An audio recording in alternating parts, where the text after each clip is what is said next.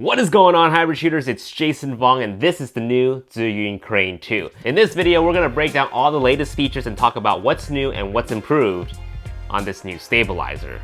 First and foremost, it now supports up to a maximum payload of 3.2 kilograms, but if you're in the US like me, kg means nothing to us. It's 7 pounds, but just to give you guys a bit of a reference, the Crane V2 only supports up to 4 pounds. Speaking of Crane V2, I think now is a good time to address the really confusing naming convention that Zhiyun's got going on for their Crane series. Crane V2 is not the same as Crane 2. It's more like Crane 1 version 2 because it doesn't have a substantial update to it other than a slight change in looks and very minor improvements. However, the Crane 2 is the actual and true successor to the original Crane, touting many new and amazing breakthrough features, which we're going to continue talking about right now. Because of the new payload limit, it is now bigger and thicker. I'm beginning to see a trend here. It now comes with 3 batteries instead of 2, and it does come with a charger to charge all 3 batteries at the same time. With more batteries, which means more runtime, the Zhiyun Crane 2 promises 18 hours of battery life as opposed to 12 hours from the original Crane, which was still pretty ridiculously long anyway. But keep in mind, depending on how you set it up, what setup you got going on, which side is too heavy and whatnot, your runtime may vary. Yes, they actually balanced this watermelon on a damn thing. What? The next most notable difference is that the Crane 2 now uses and supports Manfrotto 501PL plates, which is arguably the most widely used and popular amongst filmmakers and videographers, streamlining our workflow on moving our camera from tripod to stabilizer. Moving on to the LED display right here, this tells you which follow mode you are in. Gone are the days of us just randomly clicking on the buttons just to find out we're not in the right mode.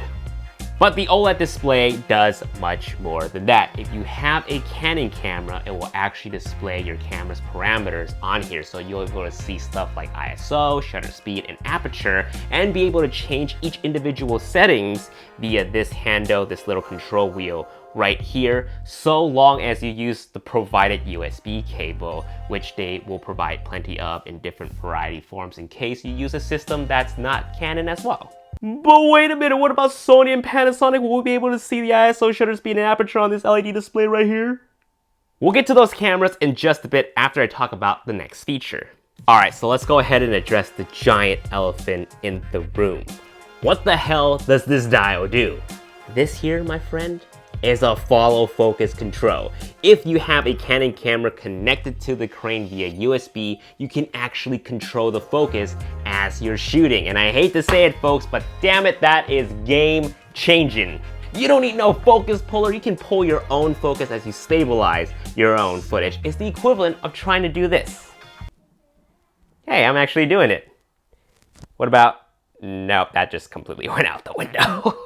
Okay, so you might have noticed that I've only been talking about Canon cameras. As of right now, prior to the release of the Crane 2, Canon cameras are the most compatible with the Crane 2 right now. And that's because, and this is what Zhiyun told me, alright? And I quote, Canon lenses, the focus are mostly electronically controlled, while Sony requires mechanical control for focusing. Now, I'm not gonna pretend like I know what I'm talking about. I don't. That's more on the technical side of things. But if you wanna learn more, I'd say just join the Zhiyun News Facebook group and just ask it there. But, this is what Zhiyun also told me, is that they're developing an external accessory for the Sony cameras so that it will work with the follow focus control, and it will come out shortly after the release of the Crane 2.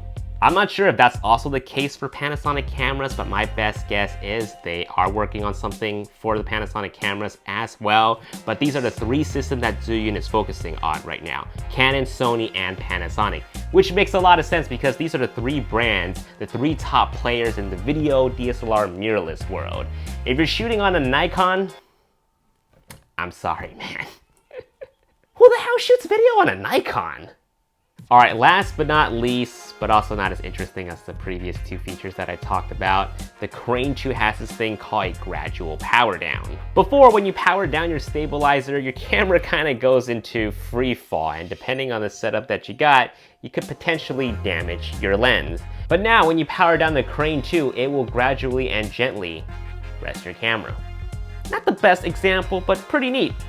But what about the price? When is it coming out, and will they come out with a dual grip handle support?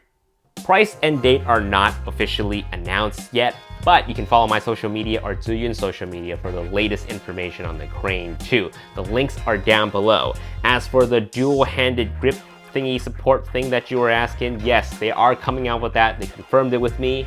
I just don't know when that's coming either. But in the meantime, if you have any questions about the Crane 2, leave in the comments down below and I'll do my best to answer them. Thanks for watching, guys, and I'll see you guys in the next video. Peace.